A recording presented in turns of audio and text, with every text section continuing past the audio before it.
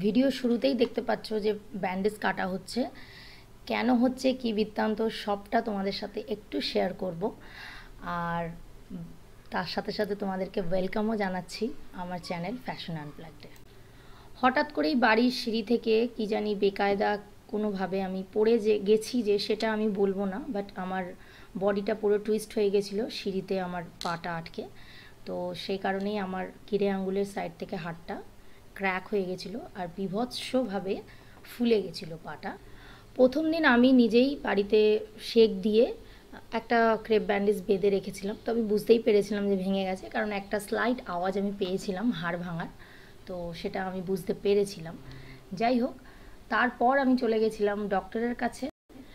As usual ডক্টরও তাই বললেন যে হ্যাঁ হালকা ক্র্যাক আছে, তো উনি সাজেস্ট করলেন যে আমি স্ক্র্যাচ ব্যান্ডেজটা লাগিয়ে নিই, যেটা অনেকটা কমফোর্টেবল হবে নর্মাল প্লাস্টারের থেকে। তবে এটাও অনেক বেশি ভারী, আমি বাড়িতে একদমই এটা খোলাপড়া করতে পারবো না, টানা 30 দিন আমাকে এইভাবেই থাকতে হবে। আর এইটুকু আমাকে আশ্বাস দিয়েছিলেন যে আমি বাড়ির 1/4 কাজ করতে পারবো। তো যাই হোক, আমি বাড়ির সব কাজই যা আগেও করেছি, আগামী দিনেও আমি করে থাকবো, সেই সব কাজই আমি করছিলামই।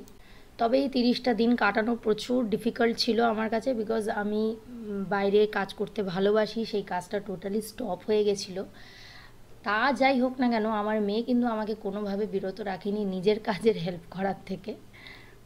পা ভাঙা অবস্থাতেও ওকে আমাকে শ্যুট করে দিতে হবে। তো যাই হোক, ওর যেটা পছন্দের গান, ও যেগুলো দেখতে ভালোবাসে, করতে ভালোবাসে, তো আমি চেষ্টা করেছি এই অবস্থায় ওকে শ্যুটটা করে দেওয়ার। দেখতে দেখতে 30টা দিন গেল কেটে, আর আজকের দিনটা হলো ডক্টরের কাছে যাওয়ার। তো আমি খুব কষ্ট করে এই হাওয়াই চপ্পলটা পরেছি, কষ্টই হয় কারণ অনেকটা উঁচু ব্যান্ডেজটা।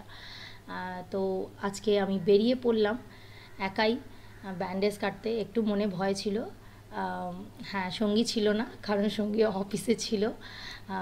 আমি বলেছিলাম আমি ম্যানেজ করে নেব। সেই মতো বেরিয়ে পড়েছিলাম। ডক্টর দেখানোর পর জাস্ট ওয়েট করছিলাম ওয়েটিং রুমে যে কখন এসে আমার পায়ের ব্যান্ডেজটা কাটা হবে।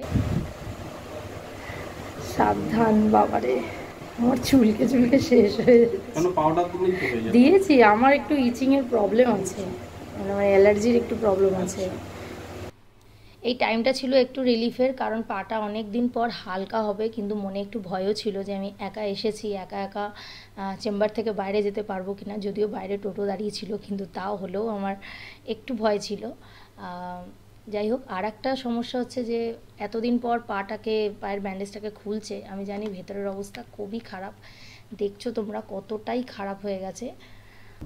বাড়ি এসে আমি ভীষণ খুশি, কারণ এখন আমার অনেকটা রিল্যাক্স লাগছে। আর আমি জানি আমার পায়ের অবস্থা এখনও খুবই খারাপ, আমাকে অনেকটা রেস্ট্রিকশন ডক্টর দিয়েছেন, সেই মতোই আমি চলবো। আর এখন আমি পরিষ্কার করব আমার পায়ের এতদিনের জমে থাকা ডেড স্কিন। খুবই অবস্থা খারাপ, তোমরা বুঝতেই পারছো, যারা যারা এই জিনিসগুলো ফেস করো তারা বুঝতেই পারো। তো আমি এখন খুব ধীরে ধীরে কাজটা করব, কারণ ওরাও আমাকে বলেই দিয়েছিল যে কিভাবে আপনি কি করবেন। তো আমি এক মুহূর্ত সময় নিইনি, কারণ আমার এইগুলো প্রচণ্ড ইরিটেশন হয়। আমি বাড়ি এসেই মোটামুটি ফ্রেশ হয়েই পাটাকে নিয়ে বসে পড়েছিলাম ক্লিন করতে।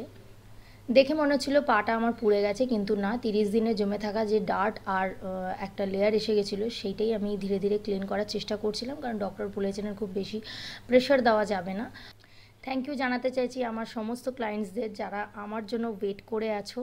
ডেফিনেটলি আমি গিয়ে তোমাদেরকে ভিজিট করব। Thank you.